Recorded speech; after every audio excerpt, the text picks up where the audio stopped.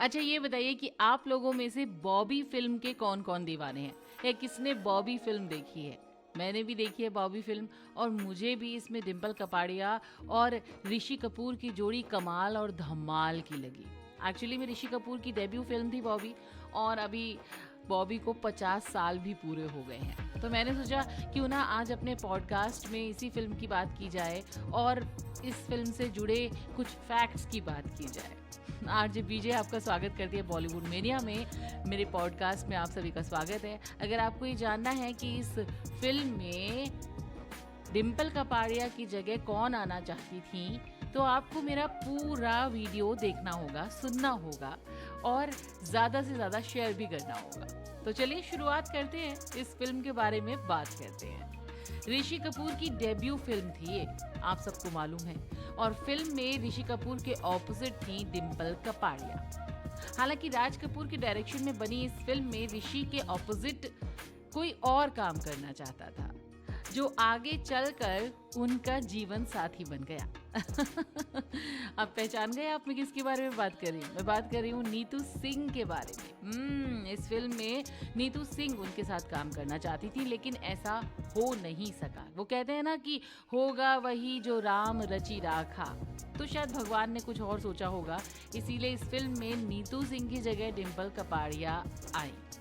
Actually में film analyst Dilip Thakur ने एक बार एक इंटरव्यू में बताया था कि नीतू सिंह की मां चाहती थी कि फिल्म बॉबी में उनकी बेटी लीड रोल में दिखे ऋषि कपूर के साथ, और इसके लिए उन्होंने अपनी जी तोड़ मेहनत भी की, पूरी कोशिश भी की, लेकिन इस फिल्म के डायरेक्टर जो थे वो राज कपूर थे और राज कपूर नीतू सिंह को कास्ट करने के बिल्कुल भी फेवर में नहीं थे।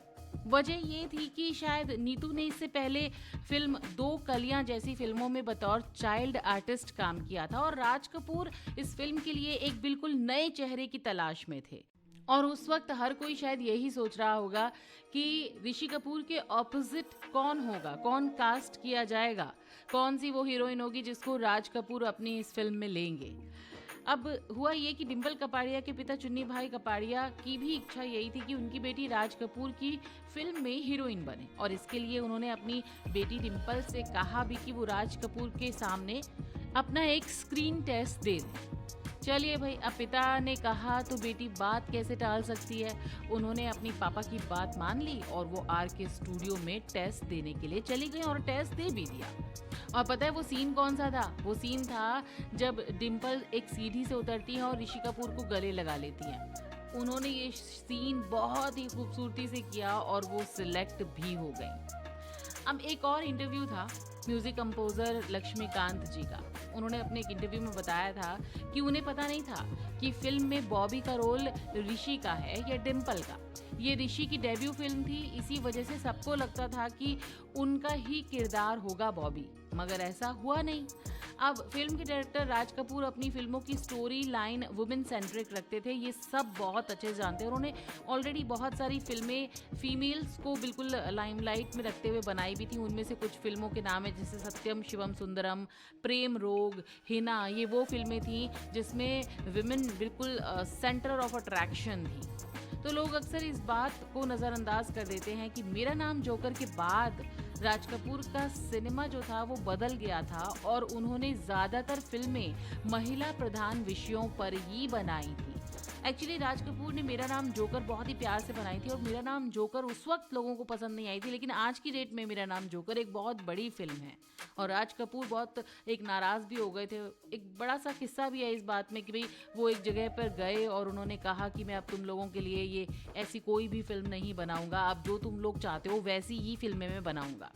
खैर, इस किस्से की बात नहीं करने वाली हूँ, मैं बात कर रही हूँ आज ऋषि कपूर और नीतू और डिंपल कपाड़िया की।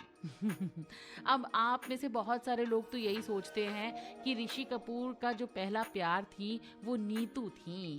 हाँ, ऐसा नहीं है, ऋषि कपूर का पहला प्यार कोई और था।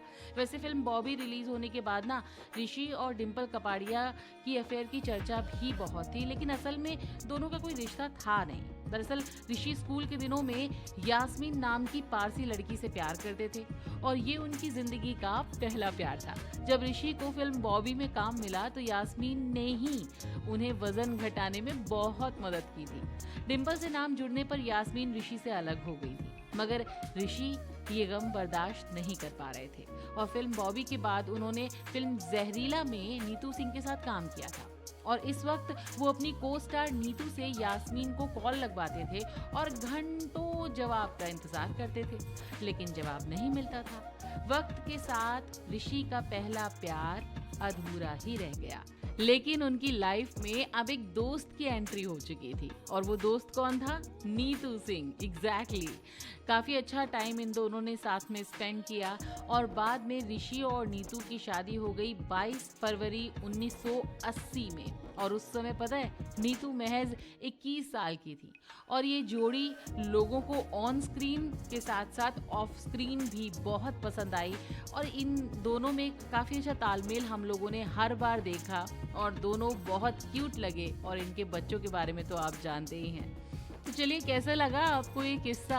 ये तो मुझे आप ही बताएंगे, भाई मैं तो बताऊंगी नहीं। तो कमेंट बॉक्स में कमेंट करके बताइएगा कि ऋषि कपूर और नीतू सिंह की वो कौन सी फिल्म है जो आपको बहुत पसंद है। भाई मेरी अगर पसंद की बात की जाए तो मुझे रफू चक्कर इन दोनों की बहुत पसंद आती है और मैंने अक्सर इस फिल्म को देखा है, कई बार देखा है और गाने भी बहुत बार सुने हैं। तो आप कमेंट बॉक्स में मुझे बताइएगा कि आपकी फेवरेट मूवी कौन सी है। और अगर आपको मेरी ये पॉडकास्ट पसंद आई हो तो आप मुझे YouTube पर सब्सक्राइब ज़रूर कर लीजिएगा मेरे चैनल को। शेयर लाइक तो बनता ही बनता है और अगर आप मुझे फेसबुक पर सुन रहे हैं तो भर भर के लाइक करिएगा, शेयर करिएगा, कमेंट करिएगा और मुझे फॉलो कर लीजिएगा। तो चलिए फिर अभी आपसे लेती हूँ इजाज़त। बॉलीवुड मेनिया में फिर बहुत जल्द लौटूंगी एक और पॉडकास्ट को लेकर। अभी चलती हूँ, आप लोग अपना ध्यान रखिएगा। Bye bye.